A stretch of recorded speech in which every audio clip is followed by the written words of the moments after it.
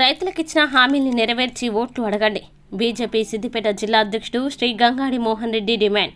ఈరోజు హుస్నాబాద్ పట్టణంలోని బీజేపీ హుస్నాబాద్ నియోజకవర్గ కార్యాలయంలో అసెంబ్లీ కన్వీనర్ గుర్రాల లక్ష్మారెడ్డి అధ్యక్షతన విలేకరుల సమావేశం ఏర్పాటు చేయడం జరిగింది.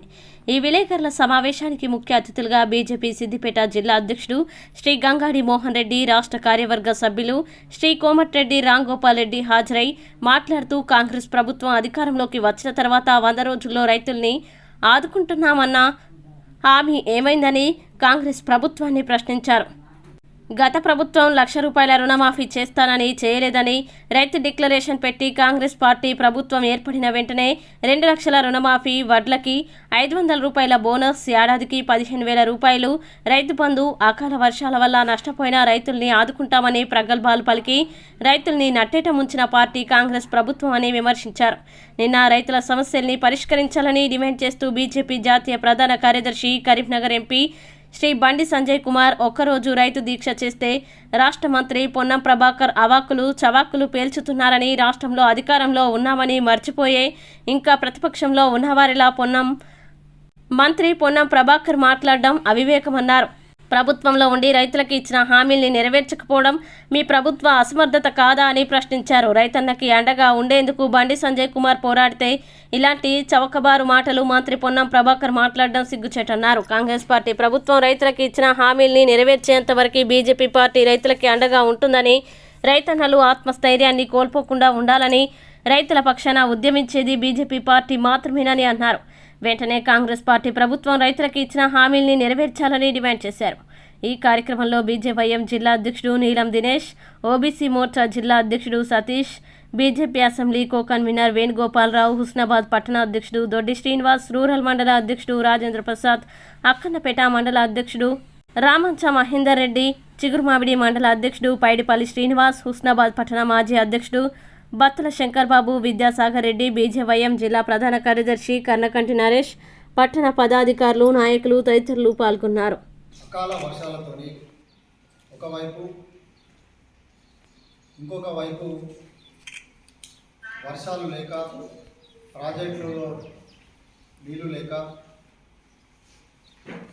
వరి పంట పొలాలు ఎండిపోయే పరిస్థితి జిల్లాలో, హుస్నాబాద్లో, సిద్దిపేట జిల్లాలో, రాష్ట్రం అంతా కూడా ఈ యొక్క కరువు పరిస్థితులు కనబడతా ఉన్నాయి. ఈ సందర్భంలో రాష్ట్ర ప్రభుత్వం ఏదైతే 3 నెలల కింద అమలు కాని హామీలను ఇచ్చి ఈ ప్రభుత్వాన్ని, రాష్ట్ర ప్రభుత్వాన్ని ఏర్పాటు చేసిన కాంగ్రెస్ ప్రభుత్వం రైతులకు ఈరోజు ఏ విధంగా ఆదుకుంటుందో సమాధానం చెప్పాల్సిన బాధ్యత ఇలా ఈ ప్రభుత్వం పైన. వీళ్ళ ఎన్నికల్లో వీళ్ళ మేనిఫెస్టోలో వీళ్ళిచ్చిన వీళ్ళు హామీలే కాదు, రైతు డిక్లరేషన్ పేరుతోని భారీ సభలు పెట్టి వీళ్ళు డిక్లరేషన్ చేయడం జరిగింది. ఏం చెప్పారు ఆ రోజు డిక్లరేషన్లో? 2 లక్షల రుణమాఫీ చేస్తామని చెప్పారు. రైతులు ఎవరు రుణాలు మీరు చెల్లించకండి, గత ప్రభుత్వం ₹1,00,000 చేస్తానని చేయలేదు, మేము అధికారంలోకి వచ్చిన 100 రోజుల్లోనే ₹2 లక్షల రుణమాఫీ చేస్తాము, ఏ రైతు కూడా ఆదాయపడకండి, 100 రోజులలోనే హామీని అమలు చేస్తామని చెప్పేసి ఆ రోజు డిక్లరేషన్ చేయడం జరిగింది. దాంతోపాటుగా 15,000 రైతు భరోసా ఇస్తామని చెప్పేసి ప్రకటించడం జరిగింది. 12,000 ఇస్తారు, లేదు 10,000 ఇస్తారు, లేదు మేము అధికారంలో రాగానే ₹15,000 రైతు భరోసా ఇస్తామని చెప్పి. దాంతోపాటుగా ఇంకో మాట కూడా, కౌలు రైతులు నష్టపోతూ ఉన్నారు, మేము కౌలు రైతులను కూడా ఆదుకుంటాము, కౌలు రైతులకు కూడా రైతు భరోసా ఇస్తామని చెప్పేసింది ఆ డిక్లరేషన్లో చెప్పడం జరిగింది. దాంతోపాటుగా రైతు కూలీలకు కూడా ₹12,000 ఇస్తామని చెప్పడం జరిగింది. అంతేకాకుండా మేము అధికారంలోకి వచ్చిన 100 రోజుల్లోనే వరిని కొనే విషయంలో ఇప్పుడున్న ధరకు ₹500 బోనస్ను కలిపి కొంటామని చెప్పింది ఈ కాంగ్రెస్ పార్టీ. ఇంకా చాలా హామీలు ఇచ్చింది, కానీ ముఖ్యంగా ఇలా రైతాంగానికి సంబంధించిన మీరిచ్చిన ఏదైతే హామీలు ఉన్నాయో, మీరు చెప్పిన గడువు ఏదైతే 100 రోజులు ఉన్నదో, ఇలా గడువు 100 రోజులు పూర్తయింది. మరి ఏమొచ్చింది, మీకు ఏమి ఇబ్బంది వచ్చింది? ఈ రైతులకు ఇచ్చిన హామీలను అమలు చేసే విషయంలో మీరు ఎందుకు మాట తప్పుతున్నారు అని చెప్పేసి ఇలా భారతీయ జనతా పార్టీ ప్రశ్నిస్తుంది. దానిపైనే, అదే విషయంపైనే మా పార్లమెంట్ సభ్యులు ఎంపీ గారు నిన్న రైతు దీక్ష చేస్తే, రైతుల పక్షాన వారు రైతులకు మద్దతుగా నిన్న ఒకరోజు పాటు నిన్న దీక్ష చేస్తే, ఇలా కాంగ్రెస్ ప్రభుత్వం ఇక్కడున్న మంత్రి ఉలికి పడతా ఉన్నారు. నువ్వు ఎందుకు ఉలికి పడుతున్నావు అని అడుగుతా ఉన్నావు. మీరే కదా, నువ్వే కదా ఇలా హామీలు ఇచ్చింది. మేము మీ హామీలే కదా, ఇలా మా ఎంపీ గారు గుర్తు చేసింది మీరు ఇచ్చిన హామీలనే కదా, ప్రజలు ఎన్నుకున్నది మిమ్మల్నే కదా. మరి మీరు ఇచ్చిన హామీలను మీరు అమలు చేయకపోతే ఎవరు అమలు చేస్తారని చెప్పేసి ఈ సందర్భంగా నేను ప్రశ్నిస్తా ఉన్నాను. ఈరోజు హామీలను, మీరు ఇచ్చిన హామీలను పక్కదారి పట్టిస్తూ, ప్రజలను పక్కదోవ పట్టిస్తూ, అధికారంలో ఉన్నది మీరే అనే విషయాన్ని మర్చిపోయి మీరే ఉల్టా ప్రశ్నిస్తూ ఉన్నారు. కేంద్ర ప్రభుత్వం ఏం చేసింది, నరేంద్ర మోడీ గారు ఏం చేస్తారు అని చెప్పేసి ఉల్టా ప్రశ్నిస్తూ ఉన్నారు. ఒక విషయం గుర్తుంచుకోవాలి మంత్రి గారు, అధికారంలో మీరే ఉండదు, ప్రజలు మిమ్మల్ని ఎన్నుకున్నారు. ఇంకా నువ్వు ప్రతిపక్షంలో లేవు, ఇంకా ఈయన అధికారంలోకి వచ్చిన విషయాన్ని మర్చిపోయింది. ఇంకా ఎందుకంటే 10 ఏళ్ళు ప్రతిపక్షంలో ఉండే కదా, ఇంకా మేము ప్రతిపక్షంలో ఉండేమేమో అనుకుంటున్నాం. కాబట్టి దయచేసి మంత్రి గారిని మేము ఒకటే ఈ సందర్భంగా డిమాండ్ చేస్తూ ఉన్నాము. రైతులకు ఇచ్చిన మీరు హామీలు, మీరు 100 రోజులు పూర్తయింది. 100 రోజుల వరకు మా ఎంపీ గారు బండి సంజయ్ కుమార్ గారు ఒకటే విషయం చెప్పారు, 100 రోజులు ఉన్నాయి కాబట్టి మనందరం కూడా ఒప్పుకోవడాము. 100 రోజులు, ఎందుకంటే ప్రజలు ఎన్నుకున్న ఈ ప్రభుత్వం కాబట్టి 100 రోజుల దాకా మనము ఆగుదామని చెప్పేసి ఈ రోజులు ఆగడం జరిగింది. నిన్న నుంచే ఉద్యమాన్ని ప్రారంభించడం జరిగింది. ఎట్టి పరిస్థితులలో మీరిచ్చిన హామీలను అమలు చేసేంత వరకు కూడా మిమ్మల్ని వదిలిపెట్టలేదని చెప్పేసి ఈ సందర్భంగా హెచ్చరిస్తాము. రైతుల పక్షాన బండి సంజయ్ కుమార్ గారి నేతృత్వంలో ప్రతి రైతు కూడా, ఈ సందర్భంగా రైతాంగాన్ని కూడా మేము విజ్ఞప్తి చేస్తున్నాం, ఎవ్వరు కూడా మీరు ఆత్మస్థైర్యం కోల్పోవద్దు. ఈ ప్రభుత్వం మెడలు వంచి వారిచ్చిన హామీలను అమలు చేసేంత వరకు కూడా ఈ ప్రభుత్వాన్ని, ఈ కాంగ్రెస్ ప్రభుత్వాన్ని వదిలిపెట్టలేదని చెప్పేసి ఈ సందర్భంగా మీ ద్వారా ఈ ప్రభుత్వాన్ని హెచ్చరిస్తా ఉన్నాం. మేమేం కొత్తగా గుత్తమ్మ కోరికలు కొడతలేదు, మీరిచ్చిన హామీలనే మీకు గుర్తు చేస్తూ ఉన్నాం. మేము గుర్తు చేస్తూ ఉంటే ఇలా మంత్రి గారు ఆ విషయాన్ని, వాళ్ళిచ్చిన హామీలను మర్చిపోయి ఉల్టా ఇలా ఎంపీ గారి పైన విమర్శలు చేస్తూ ఉన్నారు. ఈరోజు ఇంకొక విషయం కూడా మేము గుర్తు చేస్తా ఉన్నాం. ఏమంటాడేమనంటే, ఇలా రాముని పేరు చెప్పుకొని వీళ్ళు రాజకీయం చేస్తున్నారని విమర్శిస్తారు. ఎందుకు వీళ్ళకి భయం అవుతుందో నాకు అర్థమవుతలేదు. రాముని పేరు తీయగానే మరి ఇక్కడ ఉన్న పొన్నం ప్రభాకర్ గారి మంత్రి గారికి భయం అవుతా ఉంది, ఉనికి పడతా ఉంది. రాముని పేరు చెప్పి మేము రాజకీయం చెప్పడం లేదు, ఇలా మతం పేరు చెప్పి రాజకీయం చేసేది ఈ దేశం లోపల కాంగ్రెస్ పార్టీ. విభజన రాజకీయాలు చేసేది కాంగ్రెస్ పార్టీ. కాంగ్రెస్ పార్టీ చరిత్ర మొత్తం చూసినట్టయితే ఈ దేశం లోపల ఎప్పుడు కూడా ఇలా బుజ్జగింపు రాజకీయాలు ప్రారంభించింది కాంగ్రెస్ పార్టీ. కాబట్టి ఇలా చాలా స్పష్టంగా మంత్రి గారు మేము విన్నవిస్తాము. ఖచ్చితంగా 100%, 100% ఇలా అయోధ్య అంశాన్ని కానీ రాముని కానీ మేము ఖచ్చితంగా ప్రజల్లోకి తీసుకుపోతాము. రాముని పేరు చెప్పి మేము ఇలా ఓట్లు అడిగే విషయంలో ఎటువంటి మరి రెండో దానికి లేదు. నీవేమన్నా దీనికి దమ్ముంటే, అసలు నేను మంత్రి గారికి వచ్చిన సమస్య ఏందో అర్థమవుతలేదు. ఇప్పటి వరకు కూడా మీరు మీ యొక్క అభ్యర్థిని డిసైడ్ చేయలేదు. మీకు విశ్వాసం ఉంటే, మీ ప్రభుత్వం పట్ల మీరు చేస్తున్న పనులపైన మీకు విశ్వాసం ఉంటే, మీరు అభ్యర్థులు డిక్లేర్ చేసే విషయంలో ఎందుకు ఎంకరేజ్ చేస్తున్నారని చెప్పేసి ఈ సందర్భంగా నేను ప్రశ్నిస్తా ఉన్నాను.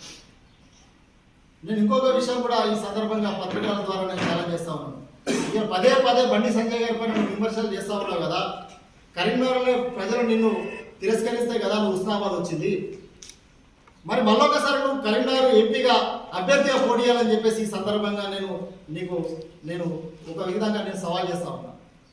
నువ్వు నిజంగానే ఇలా నీ ప్రభుత్వం పట్ల, నీ పట్ల విశ్వాసం ఉంటే, నీ పార్టీ పట్ల విశ్వాసం ఉంటే ఇలా కాంగ్రెస్ ఎంపీ అభ్యర్థిగా నువ్వు గతంలో గెలిచినావు కదా, గతంలో మళ్ళీ ఒకసారి ఓడిపోయినావు కదా, ఈసారి మరి బండి సంజయ్ గారి పైన మరి నిన్నే ఇలా ఎన్నికలు పోటీయాలని చెప్పేసి ఈ సందర్భంగా నేను ఛాలెంజ్ చేస్తాను.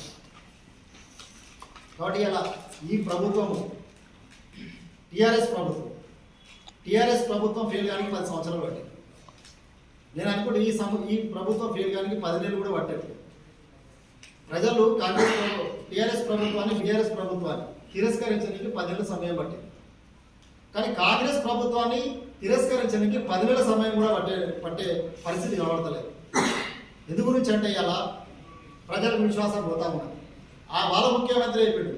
లంక పెద్దలు ఉన్నాయని వచ్చినా వీడు వస్తే మట్టి కుండలు కనబడుతున్నాయని చెప్తున్నాయి.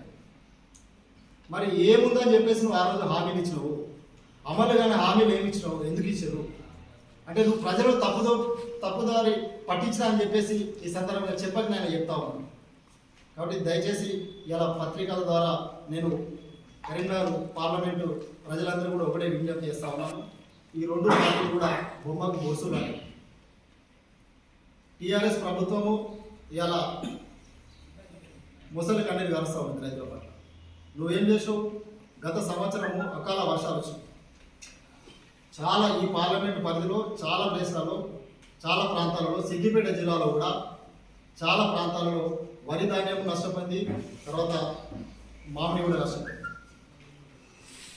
అఫీషియల్గా లెక్క ప్రకారం 51 కోట్ల నష్టం జరిగిందని చెప్పేసి అధికారులు నివేదిక ఇచ్చిన ప్రభుత్వానికి 10,000 రూపాయలు ఇస్తా అని చెప్పేది రాష్ట్ర ప్రభుత్వం కేసీఆర్ గారు ప్రకటించింది.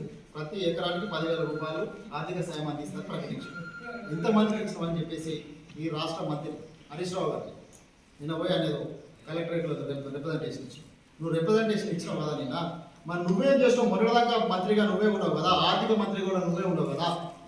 ఎంతమంది రైతులకు గత సంవత్సరం నష్టపోయిన రైతులకు నువ్వు ఎంతమందికి నష్టపరిహారం చెల్లించవు అని చెప్పేసి ఈ సందర్భంగా నేను అంటాను. కాబట్టి దయచేసి వీళ్ళిద్దరు కూడా బీఆర్ఎస్ అయినా కాంగ్రెస్ అయినా బొమ్మకు నాణానికి అటు ఇటు బొరుసు బొమ్మ లాంటి రెండు కూడా రైతుల పట్ల కానీ ప్రజల పట్ల కానీ ఎటువంటి చిత్తశుద్ధి లేని ఈ 2 పార్టీలను ప్రజలు దయచేసి గ్రహించాలి. రేపు జరగబోయే పార్లమెంట్ ఎన్నికలు ప్రజల మైండ్ను డైవర్ట్ చేయండి. ఇలా వాళ్ళు రకరకాల డ్రామాలు ఆడుతూ ఉన్నారు. ప్రజలను తప్పుదోవ పట్టించే, ప్రజల మధ్య విభేదాలు సృష్టించే ఒక రకమైన పన్నాగం పంపుతూ ఉన్నారు. కాబట్టి ప్రజలందరినీ కూడా ముఖ్యంగా రైతులను విన్నవిస్తూ ఉన్నారు. ఒకటే మీరు గ్రహించాలి, ఇలా నరేంద్ర మోడీ గారి ప్రభుత్వం కేంద్రంలో అధికారంలో వచ్చినప్పటి నుంచి 2014 వరికి 1,300 రూపాయల మద్దతు ధర ఉన్నదాన్ని ఇలా 2,200 తీసుకుపోయారు. దాదాపు రెట్టింపు చేసిన ఘనత నరేంద్ర మోడీ గారు. ఇంకొక వైపు ఇలా రామగుండంలో ఎరువుల ఫ్యాక్టరీని స్టార్ట్ చేసి, అంతకుముందు ఎరువులు ఉండాలంటే మనందరం తెలిసి ఇలా రైతాంగము ఒక రోజు కానీ మొత్తం లైన్లో ఉంటే కానీ ఎరువులు దొరకలేని పరిస్థితి నుంచి ఇలా నువ్వు ఎన్ని కోరుకుంటే అన్ని ఎరువులను విత్ సబ్సిడీతో అందిస్తున్న ఘనత నరేంద్ర మోడీ గారు.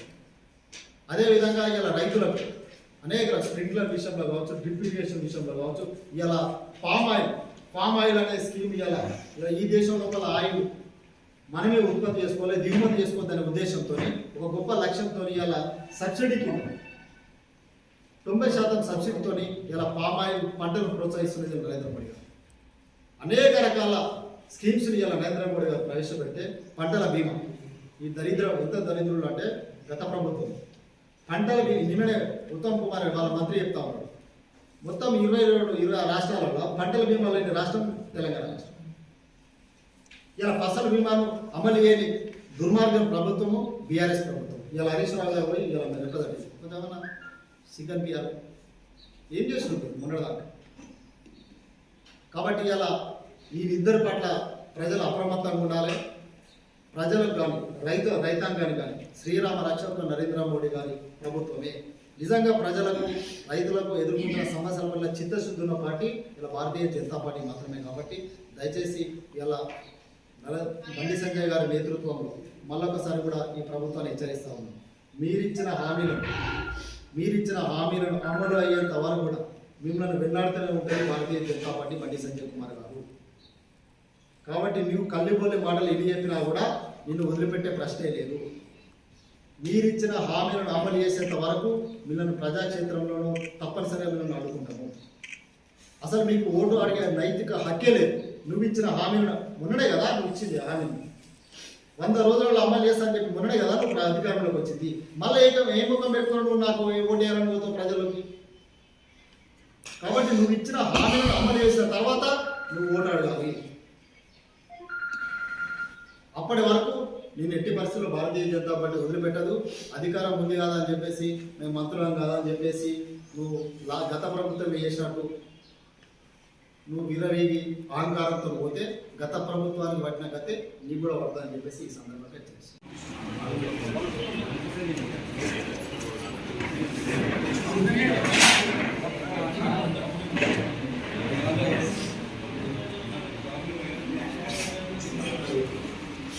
ఇంకా కెమెరా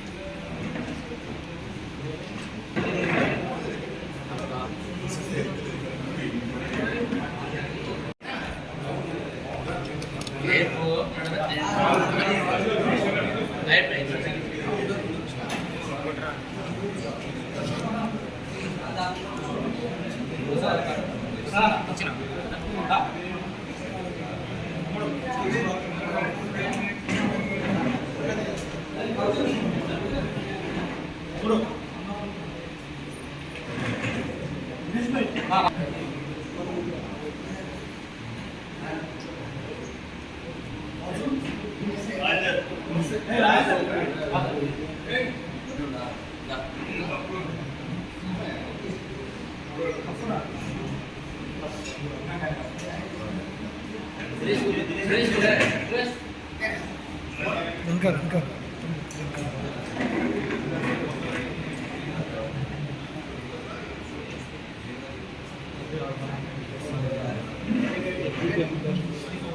Thank you.